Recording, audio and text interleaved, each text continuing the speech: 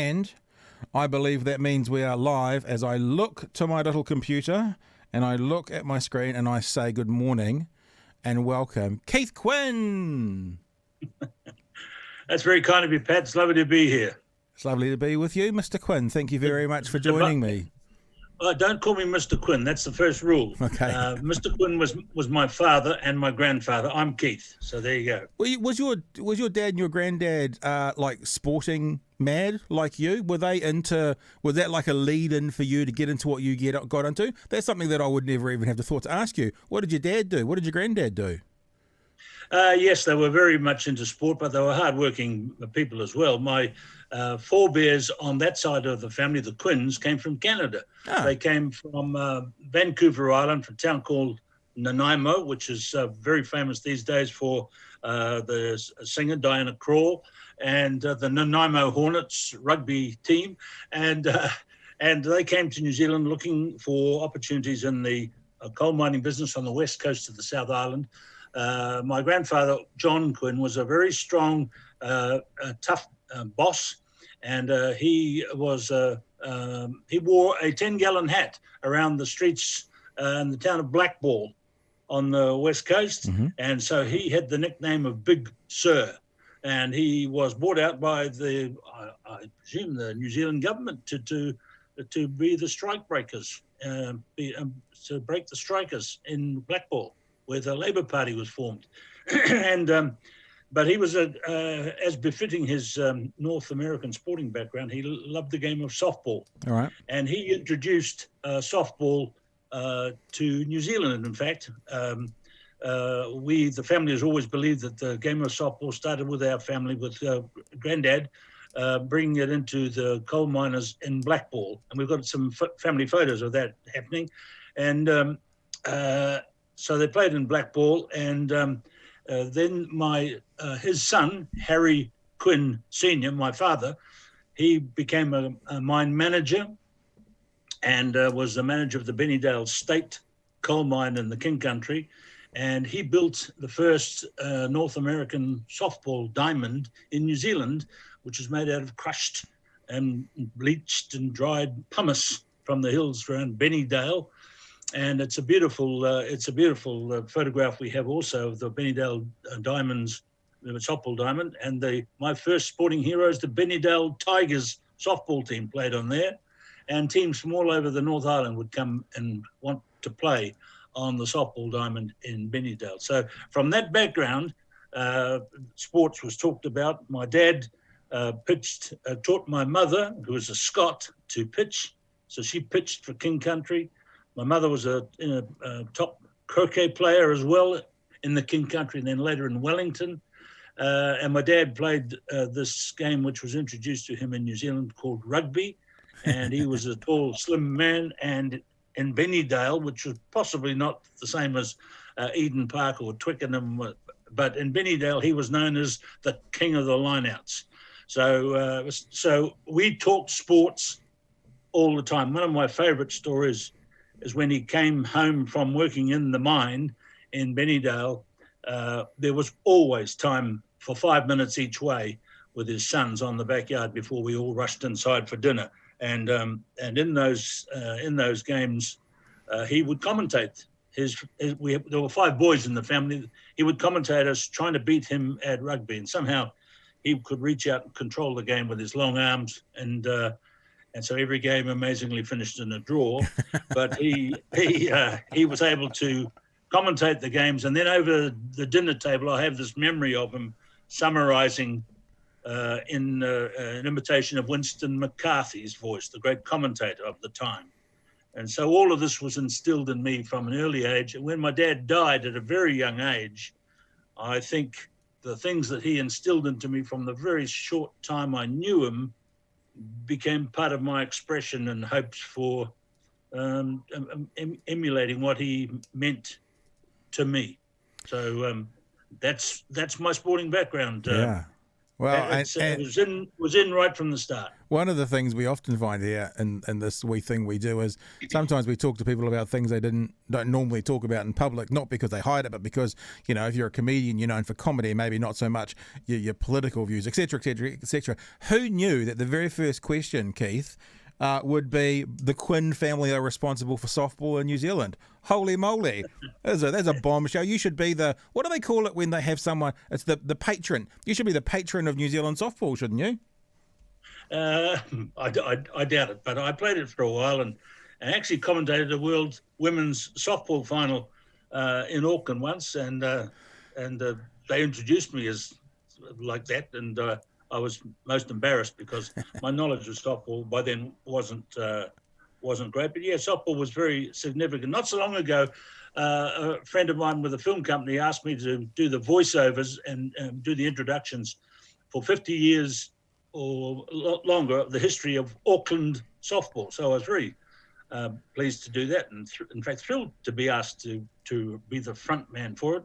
And we went up to the Auckland softball offices in Auckland, and they said there's a whole lot of old pictures in the room there. Go and have a look at those, see if any of them are relevant for the history of Auckland softball. And a big picture was pulled out of a game in 1949 between Auckland and King Country at Blandford Park, which is no longer in existence now. It's been run over by a motorway.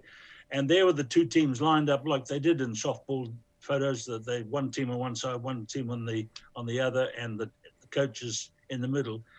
And I looked closely, and my God, there was my dad standing there as coach of the King Country team. And my dad has been dead since 1954. Wow! So this was it was a great moment for me of emotion, I can tell you. It's interesting how much New Zealand's taken hold of softball in general. My mum played softball. I think she played third base for Ramblers. I think it was Ramblers, an Auckland team back in the day. Yeah. So there you go. Hey, you probably don't know. Maybe you do. Maybe we've talked about this in the past, but there's always a connection in my family to you. And that is, I know there is. I believe your first broadcast was 1973 Eden Park. This is the story, at least tell me if it's wrong. And the reason there's always a connection there is my dad, who was a rugby referee, I guess you'd still say probably still is. He's not actively, obviously, refereeing, but he's still part of the... I remember him well, Bede. Yeah, I remember him. Yeah, he refereed the curtain raiser of the test match that was your first broadcast. And you know how sometimes we have those kind of quote-unquote claims to fame? It's always been something that's been mentioned in our family that, when Keith Quinn's name came up, it's like, oh, now I have a connection to Keith. So it's great. Well, I remember your daddy was a very good referee. I remember he has a problem with one arm, hasn't he? Yeah, he got polio in the 1948 polio epidemic. Exactly.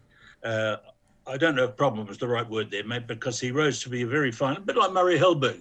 Who has a slight, is it a problem? I don't know, with one arm, but rose to be a top sports person. And I remember your dad well because we had a connection. We were both friends with a guy called Blair Wingfield. Okay. And Blair was a friend of your dad's and just remains a friend of mine to this day, by the way. And we talk often about rugby and refereeing, because Blair was a referee as well, and a referee with your dad. And I can remember a couple of times that my shortcomings as a commentator and understanding the detail of the rugby law, I would bring up Blair, who was often acted as my statistician in the commentary box. And he would say, "Yeah, let me just check with Bede about that." Oh, really? And or else I'd see Bede and I'd say, "Hey, listen, man, Law 14 about who gets the put in if the defending team's knocked on in the in-goal area, something complicated." Those guys helped me a lot. So I remember your dad very fondly, and I remember also that he used to collect golf balls, didn't he? We had he was, I was going to say OCD, whatever the correct word is for a bit mad about collecting golf balls. And we had a batch in Mangawhai Heads in Northland, which was the first place I met you face to face. I was a teenager and you came and did, I think it was an opening speech at the Mangawhai Golf Course as like the guest speaker. You didn't have the beard then, mate. Or the grey. And he had God, I don't know. There was these shelves that I think he got built on purpose. Like he would have spent hundreds of dollars on these shelves, and they would have been maybe to my chest, so maybe 5 foot high. And so there would have been about 6 or 7 of them. They would have been about probably 2 meters wide. And I think he had about 4 of them, and they were filled with golf balls from all over the world. We always thought that, you know, if and when he passed away, and he might be watching this, so I should be careful, that if we still had that Mangawhai bat, which was on the water, we'd do like a 21-gun golf ball salute off the front lawn into the water. Off the deck. Yeah, but since then, their mum passed away a couple of years ago, and mum and dad were living in a retirement complex, and you know, you have to downsize. So they know. I don't actually know what happened to them. I'm bloody glad I didn't get offered them, because I would have had to said no very politely. But who knows? I don't literally actually know what happened to them, but they certainly don't have them anymore. Well, I remember everyone was beautifully cleaned, polished, and the label on the golf ball from a particular clubhouse or business or brand was up pointing, so that when you looked at the shelf, you could see which golf ball represented which company or whatever. But I think I also have a funny memory that some of them were set in a cabinet on the ground level. You could put your afternoon tea on it, and they're under glass. Am I right? You almost got a better memory than I. Yeah, you're probably right. Look, I mean, I think you're now getting into my repressed memories of childhoods being surrounded by golf balls, perhaps. But I do remember one instance. I had my Uncle Michael, who was my dad's sister's husband. We were having dinner at a house, and some of these golf balls were in the house as well. They were freaking everywhere. And no one had noticed, but Uncle Michael had disappeared for probably an hour from the family dinner. And then he slipped back, and the conversation went on, and then it was time to leave, and they upped and left, and we went out to the front door. And I don't know how long it was. I was a kid. You exaggerate things, but it felt like there was a 30-meter line of every single one of these golf balls taken off the shelves in a single line around the lounge, down the stairs, in the foyer, back up the stairs, and he'd taken all of them off the shelves and made a line with them all through the house. The kind of thing that we all laughed at, and I think Dad did too, but secretly, perhaps the OCD in him. Can I tell you my only other golf ball story? Sure. We too have a house at the beach. Ours is at Riversdale Beach on the Wairarapa coast, and it's the back of it backs onto the Riversdale Beach Golf Club, which is a lovely 9-hole golf course, and I think we're on back onto hole the 6th. Anyway, when the prevailing wind is coming off the land heading towards the ocean, and there's golf being played Monday to Sunday. We sometimes turn up on the weekend and there's 4 or 5 golf balls on the back lawn. So I always pick them up. Nobody's come over the fence to get them. So I always pick them up and I put them in a jar, which is a big jar. And last summer when it got full, I emptied them and took them around to the surf life saving clubs, bringing fundraising dinner, and somebody bought them for $100 or something. So this year I've started collecting again in this very big jar, and I'm half full already. So I reckon by the end of the year there'll be another donation of golf balls picked up off the back lawn at the Quinn's place at Riversdale Beach for donations, and the money raised will go to the local surf life saving club. Nice. But the horror story from Riversdale Beach, while I think about it, is a guy further along who had the same thing happening with people hitting golf balls onto his back lawn. And he was a golfer, and he would pick them up, and over the course of a few months, he'd go down to the beach, tee them up and hit them into the sea. And I remember thinking, oh, what a horror story that is, to hit them into the sea, because it's probably not doing the oceans any good, a waste of a golf ball. And also maybe the Beach Surf Lifesaving Club could have got some funds if he'd thought about the same thing. But it sounds like you've got a saving. About conversation about golf balls. It sounds like you've got a saving schemes going on. People donating golf balls for your to save up to sell at the end of every year. It's fantastic. Hey, Keith, you know I have to play this, and if I talked to you and didn't play this, the world would be very, very grumpy with me. I don't want to say it's obviously your best highlight your, but it's probably the one thing that when people think about Keith Quinn, they think about this instance from the Rugby World Cup. Lomu. He's got the bounce. He's handed it off his opposite. Lomu.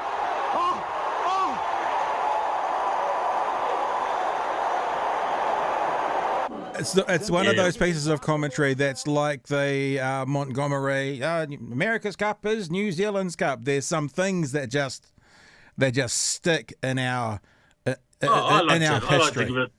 I like to give it a bigger status than that, Pat. What about one small step for man, one giant leap for mankind? But Actually, you're the only person you're the first person that's mentioned that commentary to me today. Oh yeah, so that's good. But it must have been. I know. We don't need you to tell the story again. I know you've told the story about how you you had the words to say, but it was such an amazing event. You basically lost your words. But what does it feel like having that being associated with you so strongly? Well, it's been very nice, in fact. And now, as the years go by, here we are in 2020, and that game was played in 1995.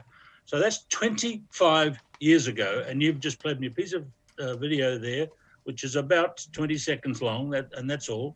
Now, I'm really sort of chuffed that it's lasted that long. I could say if I was a different type of person, is that all you got to say about my body of work and my long and illustrious career? But don't get me wrong, I'm pleased that it's still around. It actually, when I mentioned one giant step for mankind, one et cetera, that quote, it was based on that kind of thinking. I'm sure Neil Armstrong didn't think about that line when he was going down the ladder to land on the moon. He pre-prepared the line, didn't he? And he got it wrong. The line he pre-prepared was not the line he said. He made a mistake. The line he had pre-prepared was one small step for a man. That's what he was going to say, a one giant leap for mankind, but he stuffed it up. But it still works. But the actual pre-prepared line he had was not what he said. Well, that was the same principle. When I was about to do that game, Lomu had been such a force in that World Cup, 20 years of age. No one had ever heard of him before we got there to do that World Cup. And I thought, right, this is the biggest game of the World Cup so far, the semi-final. New Zealand's got a great team. Lomu's the game of his life, 20-year-old. He's going to do something. So I thought, I better prepare something for him. And I had this one small step for man, one giant leap for mankind kind of comment written on a piece of paper, because I'd thought about it before. When he got the ball in that instant, wide to Lomu, he's got the bounce. I went looking for my quote because I could somehow see that he was going to push off the skinny white English defences and power over for a try. But that flicked off and went onto the ground. And then when I was looking for it in the instant, that's when I said, trying to find it to pick it up.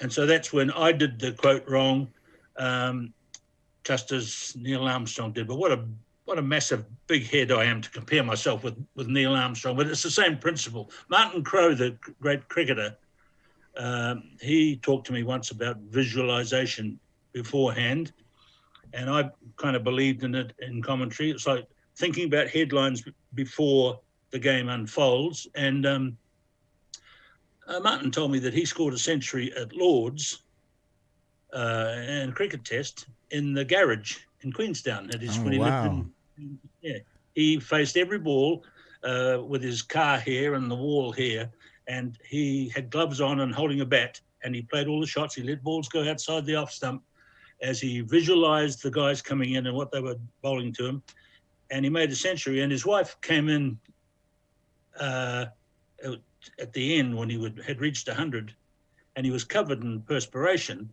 and she said, "What the hell are you doing?" He said, "I've just made a century at Lord's." But in fact, he just made it by visualization. And of course, later he did make a century at Lord's. So visualization, there's a lot to I remember I got it first, the idea first from a great cartoonist on Saturday nights in Wellington called Neville Lodge.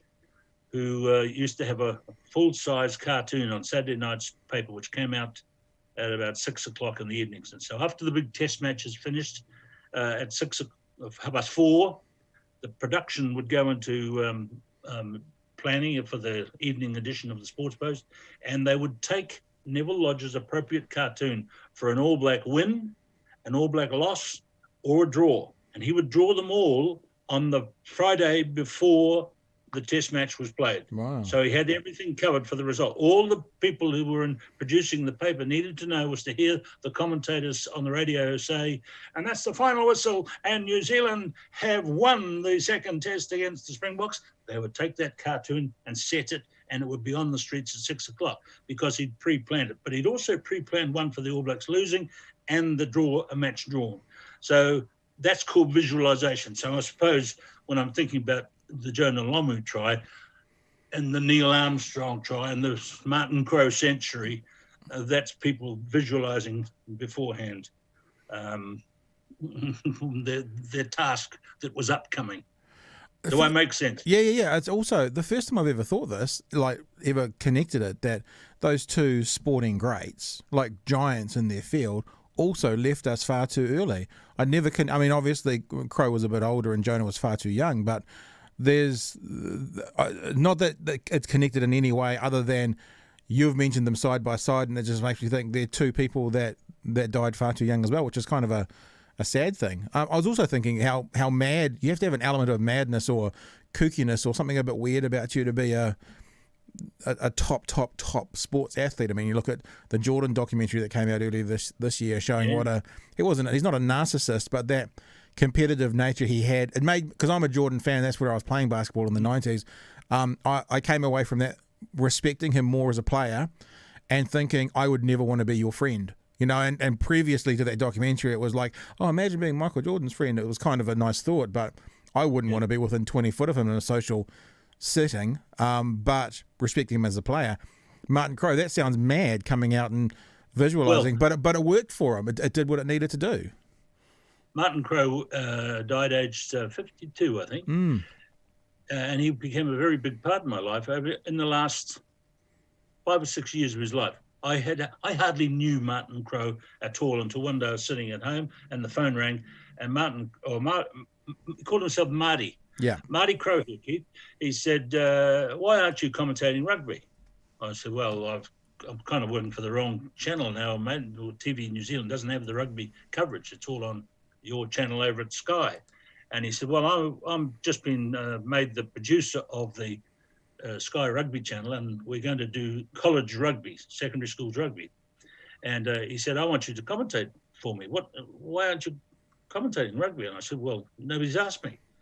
So that was in essence the commentary. So the conversation. So I went to work for Sky Rugby channel, commentating the early stages with some other guys, of course, of this what is now very familiar Land Rover first 15 rugby. Yeah. And it was fantastic fun. And I discovered with Martin Crowe as the producer, this great cricketer, that he was a fantastic rugby producer as well. Because, and the main thing was, by then I'd commentated rugby for 40 years, and with the greatest respect to the guys that I'd also worked with, nobody had criticised my work week by week by week. Nobody had commented on it.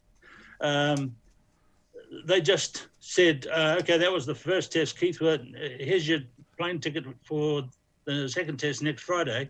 Off you go, and let's hope the All Black forwards play well and we win the game, etc., etc. Nobody actually said, hey, Keith, I thought you used far too much shouting in the first half, and it left you with nowhere to shout about it late in the game, etc. But Martin Crowe did. I would do a game on Saturday, and on either Sunday night or Monday morning, there'd be an email from Martin. Dear, what did he call me? He had a particular name for me, Quinster, I think it was. And he'd say, "Dear Quinster, watched the game on Saturday, good game. St. Kentigern, lucky to get by in the end. But now, about your commentary, Did you realise you used the word sensational 4 times in the first 10 minutes? That meant that at the end, when it was really close and the guy got the intercept for the runaway try, you had used that word up.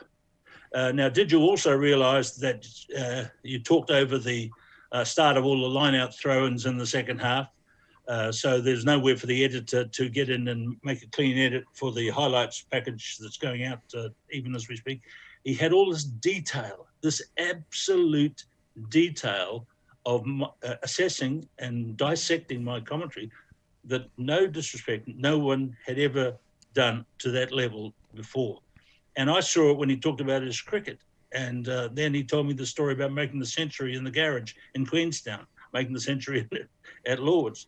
And then I came to realise, after knowing him for a couple of years, how certain people in the cricketing world didn't like him because they couldn't cope with the detail he went in as a captain in assessing their performance as a batsman. Because I guess he would say to someone, now look, when you're batting and the spinner is bowling over the wicket, you shouldn't be taking the ball, you should be doing this. And all of that detail of understanding the batting technique, he then took to assessing my commentary style.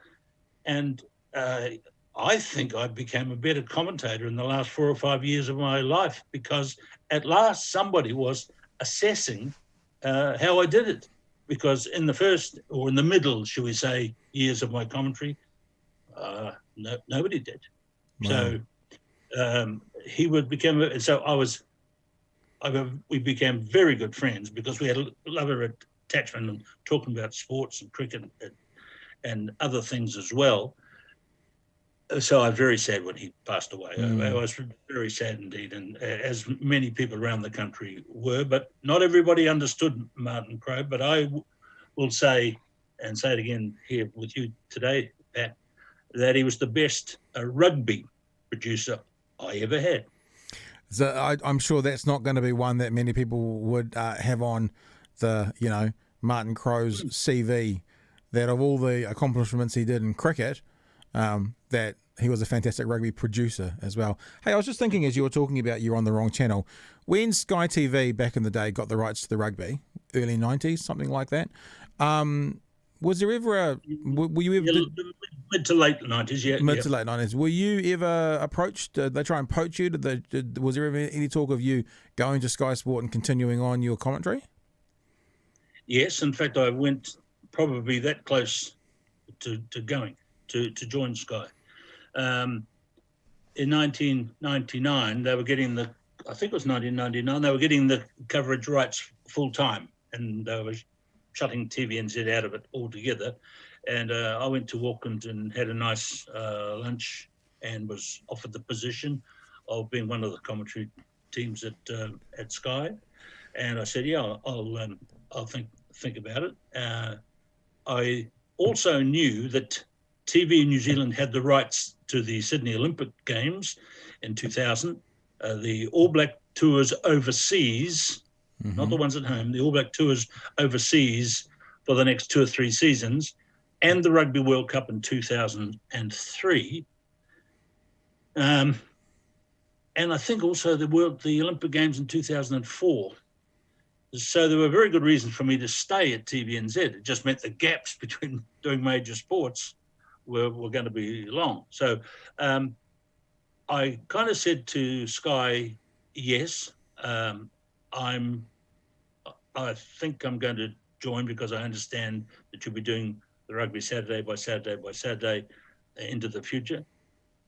But I also knew that I loved going to the Olympic Games, and the Commonwealth Games is also in that mix too, by the way. And those overseas tours were on offer for the TV New Zealand as well. So they sent me an air ticket to fly to Auckland. Sky sent me an air ticket to fly to Auckland to take part in the planning for the new season. And that was on Monday morning. And on Sunday night, I sat down with my wife and we had a conversation and a discussion. And on Monday morning, they had booked a taxi to take me to the airport. And I rang the Auckland Sky office and I said to the producer, we've had a chat here at this end, and I'm not coming. I'm staying with TVNZ. And so that was it. So it was that close to going, and I stayed, and I have no regrets because I did go on the tours to the Olympic Games, the Rugby World Cup in 2003 in Australia. Mm-hmm. I mean, on an All Black tour to Scotland and then over to Argentina. I joined the Sevens World Series. I went to the Commonwealth Games and then the Olympics in 2004 in Athens, and then in 2008 in Beijing, and so on and so on. I had many, many highlights, so I can't have any regrets. But when the rugby was played Saturday after Saturday after Saturday on Sky, I wasn't in the mix, and I had to say to myself, you made the call, Keith. Yeah. So that was it. But, yeah, I was very close to going. You've brought up the Olympics and the Commonwealth Games. Am I correct in saying you've done 10 of each, 10 Olympics, 10 Commonwealth Games? It's staggering, the good fortune I've had. I know that Peter Montgomery did 10 Summer Olympic Games, and Brendan Telfer did 10 Summer Olympic Games. We're, shall we say, senior broadcasters now. We're available if the phone rings. But I don't expect it to do any more because I'm out of the game now. But how lucky has that been? Just to be able to say 10 Summer Olympic Games. I think the most for a competitor might be Paul McDonald or the great show jumper who did 5. Well, Mark Todd, is that the show jumper we're thinking of? He must be up there. No, you're quite right. I think they did 5, but then I might not be absolutely correct there, but I did 10. So, and Telford did 10 and Montgomery 10. So we were incredibly. But I can add on the 10 Commonwealth Games as well. So just wonderful good fortune. What I hear you saying, Keith, is you're at least twice as good as Mark Todd. That's what I interpret from what you've just said. No. I went to the races once, maybe twice. I don't know which end of the horse works. So Mark can have that. He can have all that to himself. Hey, I want to talk a little bit about this as we go through to do with various sports and that. But now that we're talking about the Commonwealth Games and the Olympic Games, some of the greatest you ever saw. Did you ever do any Olympics with Usain Bolt? Did you see him run? Like sitting in those events, and I guess it's hard to compare a kayaker with a sailboarder, with a sprinter, with a shot putter. But from looking in there, who were some of the greats that you saw as you were experiencing those games? Well, at Rio in 2016, which will be the last one I did, Usain Bolt won the 100 meters there. But I was sitting there in the stadium. And my job that day was to do the field events. And of course, often the field events is a separate telecast. So you commentate through the running of great athletics running races as they're going on. You're actually commentating on the triple jump or the pole vault or something, and you have to concentrate totally on that event. And you can't actually look away to see what's happening in the 800 meters. But in the Rio 100 meters final, they knew how to run and stage an event, so they stopped the field events. Yeah, and so the whole of the stadium zoomed in on the possibility of the 100 meters final. Well, as you were saying that, I was just thinking if I was going to say if I was doing the high jump. I mean, anything could be further from the truth. But if I was on the field as a competitor, I'd want to stop if Usain Bolt was running just to look over there for 9.8 seconds to see if he'd won. So yeah.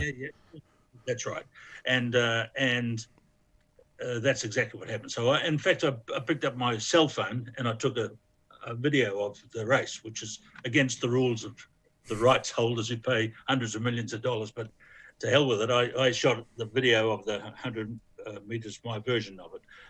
But then we went back to the field events, and I can't quite recall if it was on the same day. It may well have been, might not have been. But the New Zealander, she won the bronze medal in the pole vault, and I was the commentator. So that was a thrill as well, to to do that. She came out of. But I had some fantastic experiences at the Olympic Games. I commentated John Walker's race when he won the gold medal. Wow! And in Montreal in 1976, and I really, really enjoyed it because he won the race, gold medal for New Zealand. But I tell you what I really loved, Pat, is that the other broadcasters came along as we stood up at the end of the commentary and patted me on the back and said, "Well done, Kiwi. Good on you, Kiwi. Well done, New Zealand. What a great..." And I thought, yeah, I sort of stood up another 6 inches tall because I was a Kiwi and he'd done it on the track for us, and we were recognised as being part of his victory. And I enjoyed it. And I thought, I wonder if I'll ever do any more New Zealand gold medals into the future. And guess what? 32 years later, I did. I only commentated 2 New Zealand gold medals at the Olympic Games, and that was Valerie Adams in Beijing in 2008. So my record, not great for gold medals at the Olympic Games. Well, you know, it probably depends on what per capita we've won as gold medals. So, I mean, to do any, it's more than most. Oh, I have a. Don't get me wrong. Don't get me wrong. Bloody Montgomery, he commentated all those yachting goals. Of course. And bloody Telfer was doing canoeing and all that. They're way ahead of me. It's. I think that sounds cool. I was just thinking as you were talking, and I'm going to reference golf again, unfortunately, when you highlight what you've been associated with when other people are doing it. I haven't played in a golf tournament for 15 years, maybe 20. But the last 2 golf tournaments I played in, someone in my group of 4 got a hole in one, 2 in a row. So I played one, and then 6 months later I played another. And I, for a long time, was saying that people should be paying me to come and be in there for in a golf tournament, because I'm obviously the lucky charm for someone else in the group getting a hole in one. So it can happen two tournaments in a row. But no one wanted to pay that one off, Keith. So, oh well. Now, as a golf commentator, I got a couple of stories. I made a film once with a broadcasting colleague of mine who's still going strong, Doc Williams. We went to Rotorua one time. We made a film with Sam Snead. The great Sam Snead came out from the States, and we actually went to dinner with him the night before, and that was fantastic. I think Sam had been married about 7 times, and he arrived with this woman for dinner, and I thought, oh, gee, this is his wife, but it wasn't. It was his girlfriend. So he was a rather colourful character, but I really enjoyed Sam Snead and a couple of other big. I played a round of golf once with Kel Nagel. My golf was very, very bad, by the way, and it was at a sort of a pro-am thing in Auckland one time, and my golf was so bad, I picked up with about 4 holes to play and said, "Mr. Nagel, can I walk in with you, just have a chat?" He said, "Sure, son." So I walked in 4 holes that's about an hour and a bit's walking with Kel Nagel, and I really enjoyed the conversation with him. So I had lovely things like that have happened to me all over the place, mate. I remember probably late 80s, maybe into the early 90s, there seemed to be a group of All Blacks that would have been really fun to tour with. Not to belittle any other All Blacks, but I remember the Bernie McCahill, John Kerwin, that group of guys, and they'd come away and then make videos, like video productions, and sell them of the behind the scenes of the last tour to the Northern Hemisphere.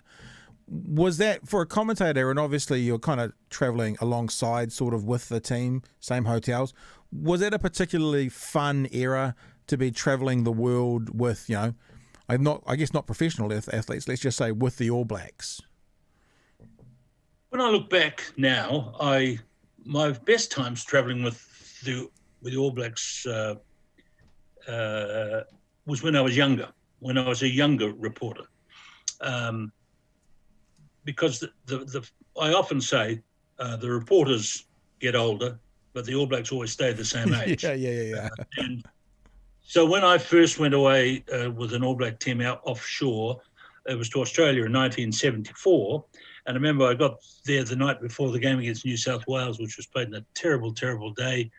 It was mud and slush at the Sydney cricket ground. And afterwards, somebody said to me, come and have a drink in the dressing room with the team. And I thought, gee, this is nice. I didn't think this happened on All Black tours. So I went into the dressing room. Andy Leslie was the captain of the All Blacks, and he was from Wellington, so I knew Andy, and he invited me in.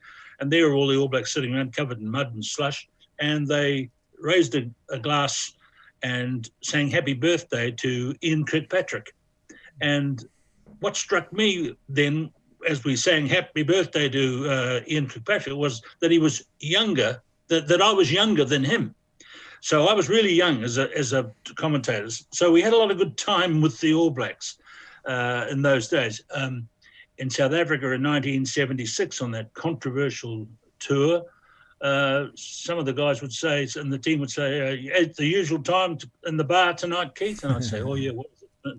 6 o'clock? So we'd all meet. The media would meet with the All Blacks for a drink.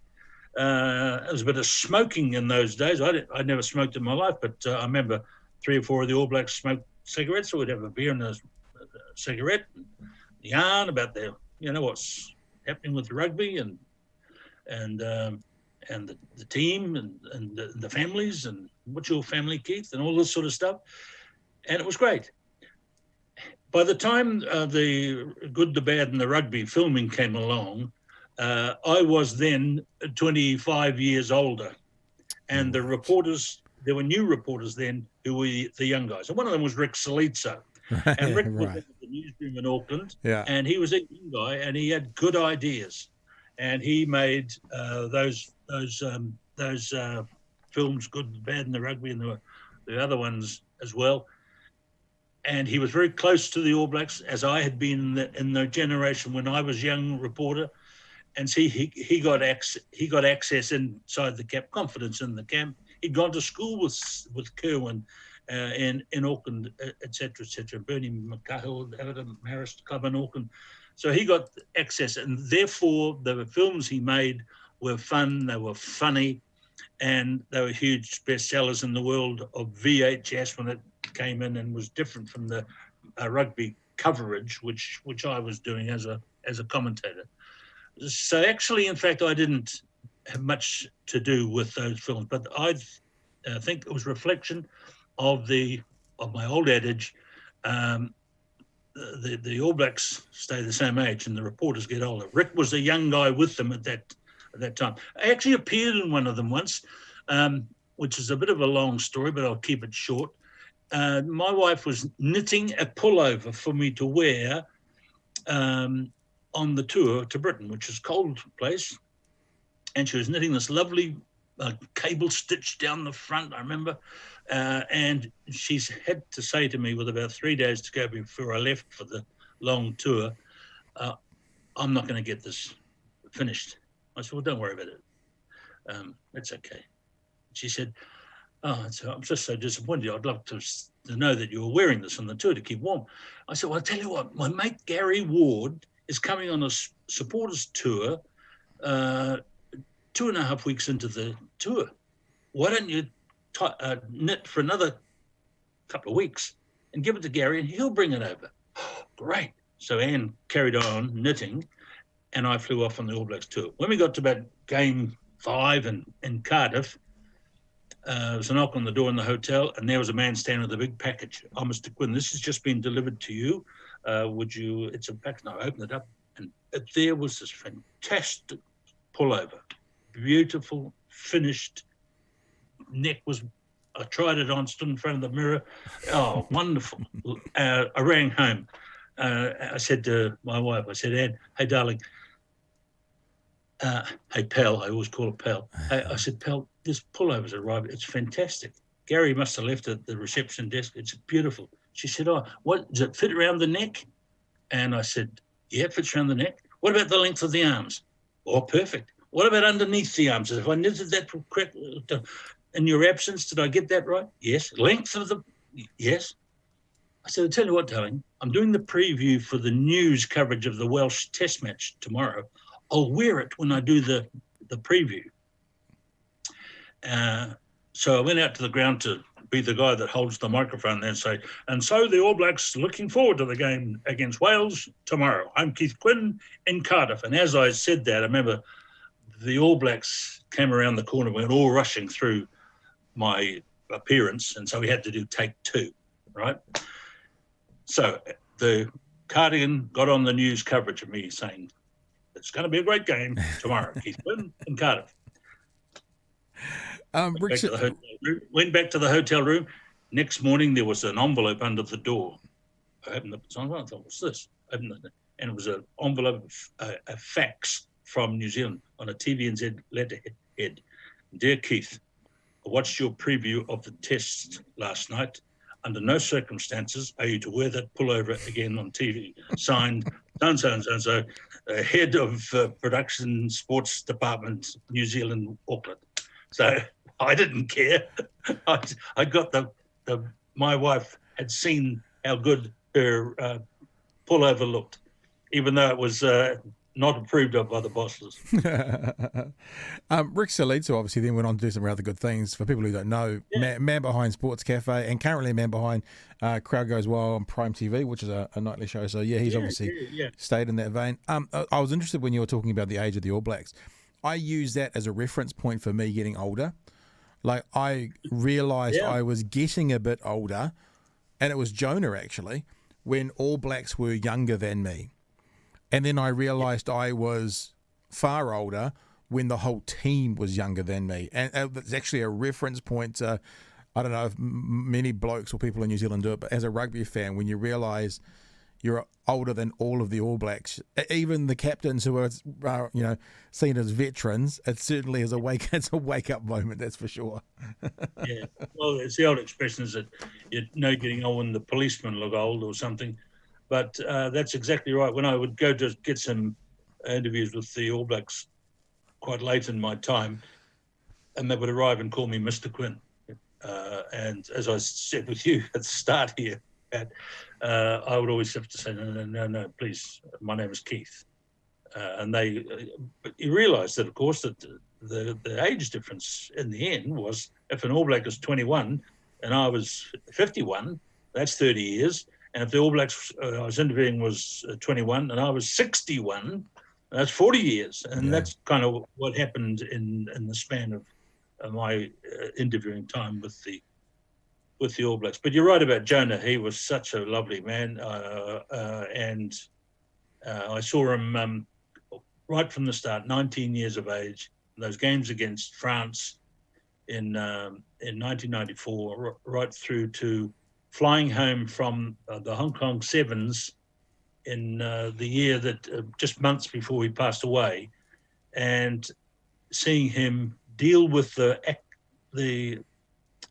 sheer adulation of the fans right through his career and never bat an eyelid in anger. We were in a jumbo jet flying back from the Hong Kong Sevens once, and he, in the middle of the flight home to Auckland, I woke up in the middle of the night, as you do, and stood up just to stretch my legs. And 2 or 3 rows in front of me, I noticed this massive frame of Jonah Lomu standing up to stretch himself. And so I went down and we had a bit of a whispered chat in the aisle of a jumbo jet in the dark. And even then, a lady tiptoed down the aisle and said, "Hello, Jonah, can I have a picture with you, please?" in the middle of the night. And Jonah never batted an eyelid. So somewhere there's a photograph of Jonah with this woman. He even when in the middle of his sleep, he was giving himself up to people to be kind and a gentle soul that he was. It was obvious that he was like, I think it's pretty fair to say, the world's first rugby superstar. And I had a couple of not experiences with him, but experiences watching from the from the outside. To know this, back to my dad. My dad's got a photo of him with Jonah, and he used to take it with him to Fiji, as the story goes, and tell the local Fijians that this was his son, and that used to get him all sorts of inferences that he was claiming that Jonah was his son. And the other one was at one of the last Rugby World Cups, when they did I'll just put it on the background, they did a really interesting Heineken advert where Jonah was in a machine signing balls, And then all of a sudden, the crowd didn't know he was in there. He gets out of the machine, and another star gets in, and the whole crowd goes ballistic. English crowd at the Rugby World Cup, seeing it's Jonah, goes ballistic. You just kind of look at him and go, yeah, that's the world knew him. The rugby world knows him and loves him as the world's first superstar. So frightfully sad when he passed away. When he went to the Rugby World Cup in London in 2015, on that sort of trip, I think he was part of the Heineken sponsorship. On the day of the final, I was sitting up in the grandstand. I wasn't working, I was just watching. And he came out in a beautiful, he was always impeccably dressed, almost ahead of fashion. And along the sideline were BBC, ABC Australia, other stations, and right up to the Sky TVs from New Zealand on the end. And Jonah walked up to speak to the Sky people from New Zealand, previewing the game, and people in the grandstand applauded him all the way up. Wow. And so he did the interview, and I could see him being interviewed. And then he jogged to the next interview, and as he jogged, the crowd burst into applause again. And as he then jogged to the next one, they clapped him again. And when he got to the end of maybe his fourth or fifth interview, the applause was really warm, and he disappeared out of sight to go up and find his seat to watch the final. He was always in demand, always gracious. And also that day, I remember, at the end, he waved to the crowd. Now, I think everybody felt that he was waving to them individually. And I think I took some photos of that in my fumbling manner again on my cell phone. And that, I think, was the last time I might have seen him. Maybe the one on the plane back from Hong Kong the following year was the last time. But getting towards the end of my time with Jonah, and he was such a lovely guy. From watching rugby in particular, because I guess even though, very well respected, 15 plus books you've written and the Olympics and the Commonwealth Games, probably be fair to say that most people in New Zealand would associate you with the rugby commentary. So looking at the rugby that you've watched over your era as a commentator and as a spectator, and I'm going to push you on this because I did it with Grant Fox and with a couple of other All Blacks as well.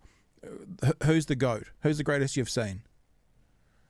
The greatest, I can't break it down really between Colin Meads and Jonah, because both of those guys changed the way the game was played.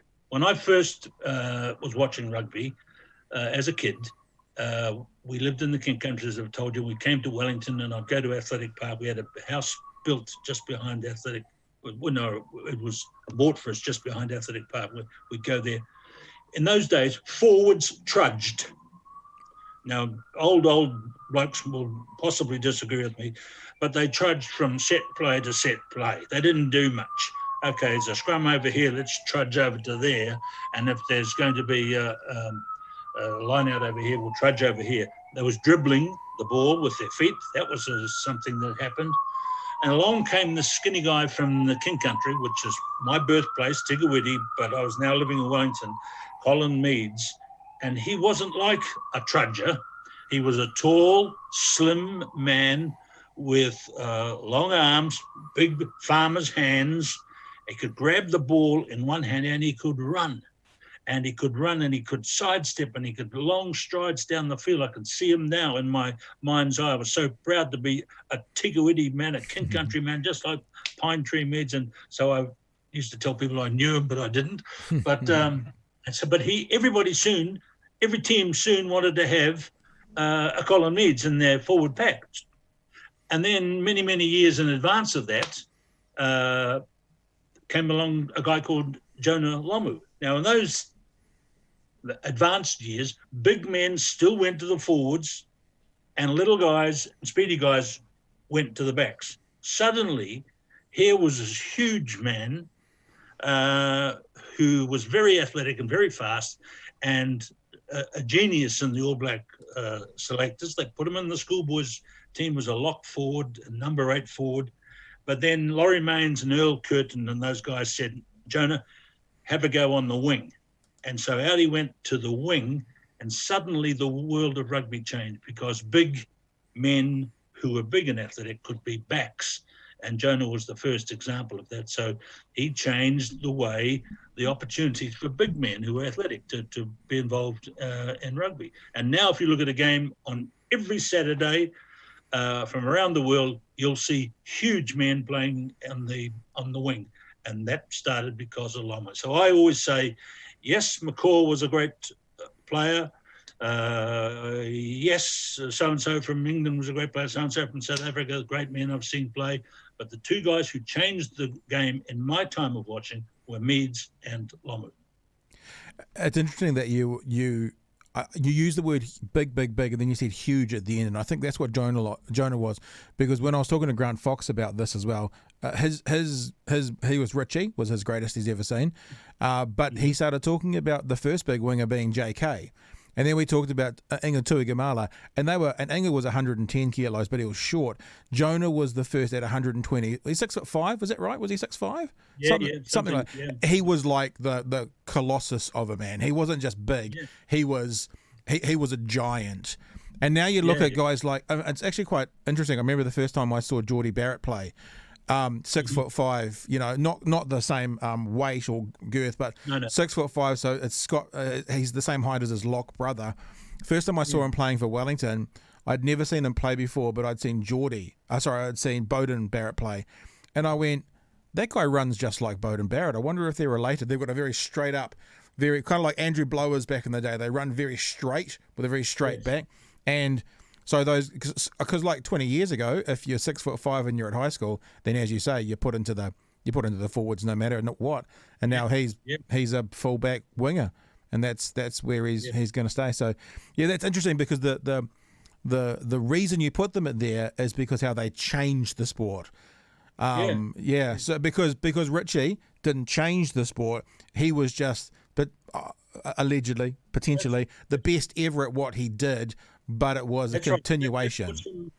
That puts Richie, a great player, a great All Black, great captain, but didn't quite change the way the game was played. So he is just underneath the line of people like Lomu and Meads were. But as I always say, it's only one man's opinion. Yeah, for sure. Would it be fair to say that Michael Jones was someone who changed that position slightly? Yeah. Again, very athletic, very fast, very skillful. I mean, your father would have been there watching when they passed him the ball at Eden Park one day playing for Auckland, and he caught it against his hip, almost around on his buttocks. And Michael, as he ran, never stopped the speed of his stride and rolled the ball around his hip from a catch against his buttocks, rolled around, and then put his other hand on it and ran upfield and scored a try. I mean, he was such a skillful player, but a beautiful guy and a beautiful person too. So I think Dad's favourite player, and I remember when Dad turned 60, I had a connection to, and talking about nice guys, I had a connection to Michael and kind of connected him through official channels, but eventually Michael said that I could just go to his place and meet him, and he signed some stuff for Dad and gave him an Auckland training jersey, and that was my 60th birthday present for Dad, was stuff signed and given by Michael Jones. So loveliest man in the world. The other one I should really mention, really in the echelon of those really great guys, is Christian Cullen, because he brought a dimension to the game where he was slim and fast and out the back, but also very elusive. When he ran, he could sidestep, but he could also swerve, and then he just brought a dimension to the game, which was amazing. Mm-hmm. So you're now asking me to take it out to the top 5, and if we we'll be at the top 10 and top 20 and so on. Well, let me tell you something. This is what I do with players, and it's a bit different with a commentator. Is I normally say to them, "Who's the greatest of all time?" And then I say, "Who's the greatest you've played against?" Because it might not be the same person. And then I say, and because so for Foxy, greatest of all times was McCaw. Greatest he played against was Jones. And I said, who's the player you like watching most of all? And the example I give to rugby players is like Jesse Ryder in cricket is probably my favourite cricket player to watch, because you'd never know whether it was going to be 100 off 30 balls or 0 off 4 balls out to a ridiculous shot. There was an excitement to it. And for me, my answer to when I talk to All Blacks or former All Blacks is Christian Cullen is always the person I love to watch most of all. He was the person that you watch him. I can still remember the very first game he played in against Samoa. The very first tackle he got hit in was the world's most fearsome, solid, potentially illegal hit from Samoa, and I thought, oh gosh, that's this guy's career over. He just popped up and kept going. But I can remember the very first tackle he was tackled in. It was, and that was just kind of the start of his career, of what he went on to do. When I talk about favourite cricketers, when I was a kid, I used to love going to the Basin Reserve in Wellington and watch John Reid. And so they had his memorial service last Friday, and I was there for every ball and every strike he hit when he made 296. Wow. One day, and 15 sixes and dozens of boundary fours. And I got to know John a bit one time, and I said to him, we were going to do a function. I was going to be the MC and John was the guest speaker, and crossing the road to get into the function. I said to him, hey, that day you made 296, John, you didn't hit Don Clark, the rugby player, for 6. He was playing for Northern Districts. You didn't hit him for 6. He said, I bloody did. And so I was, he said, he bowled me a short one and I hit him into the grandstand. So I was put him in place then. But he was fantastic to watch because he could bat, he could bowl, he could wicket keep, he could throw the ball so far and fast, and he was so strong. And so I remember we used to leave home up the hills above the Basin Reserve with my brothers and cycle faster down the hill to get there for the start of play in case a couple of wickets fell and J.R. Reid was coming out to bat, and we weren't going to be there to see every ball or everything he did in the game because he was so good at every aspect of cricket. Hey Keith, it's been amazing talking to you. We've been going for an hour. This is like a little TARDIS and it just flies by. But I thought before we go, if it's okay with you, the kind of current sport that we're watching around the world is political. It's like the politics of the world at the moment is sort of a sport. And we talked about it before we broadcast, and you said you're kind of getting into or keeping up with the political world at the moment. I know it's not sort of, in fact, there's probably some people now rolling their eyes watching this going, oh, why are we talking about politics? This is a break from politics. But have you been keeping an eye on things around New Zealand and the world? And have you got any thoughts about what's happening in the world of politics at the moment?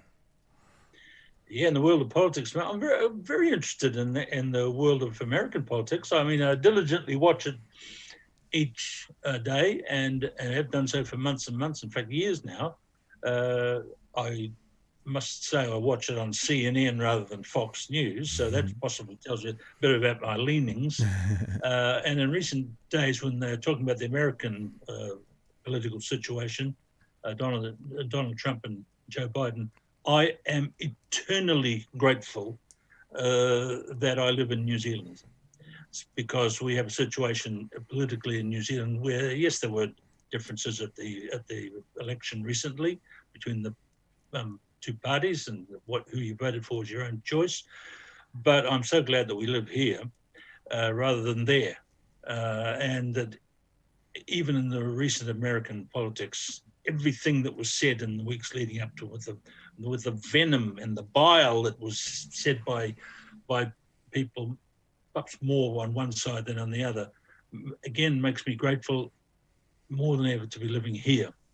And when I think about our Prime Minister and the leadership in the United States, again, I'm eternally grateful I live here. I don't want to give away too many political secrets here in our family, mate, but except to tell you that on my mother's side, when they came to New Zealand in the 1920s from Scotland, they lived in Blackball, where the Quinns were involved in the management of the mines, and Big Sir was the strike breaker.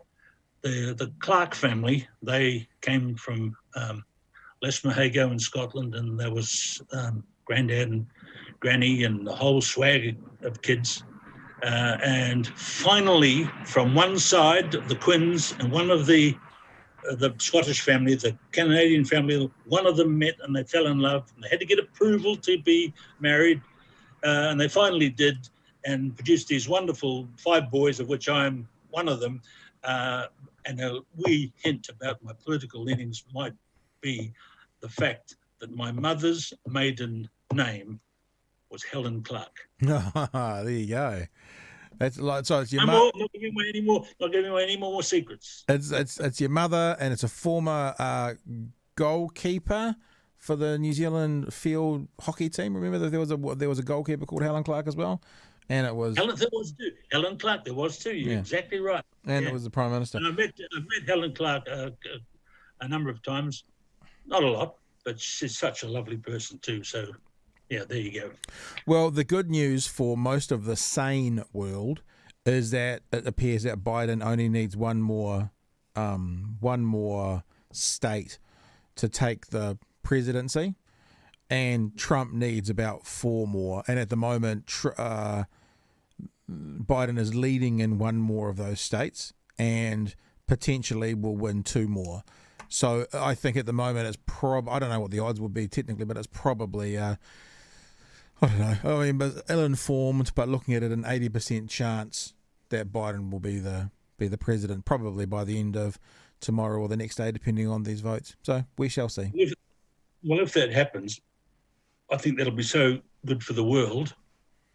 But it might be difficult for him to get any major change done through domestic issues because the Senate and the House will be so close. However, it will mean that the United States will be able to maybe re-enter discussions, positive attitude to climate change and world affairs, and that will be a good thing because the distance that Trump has taken those issues from keeping the United States out of those has been really bad in the last 4 years, I think. And that if there's a new president, that he'll close those gaps and get the world back on.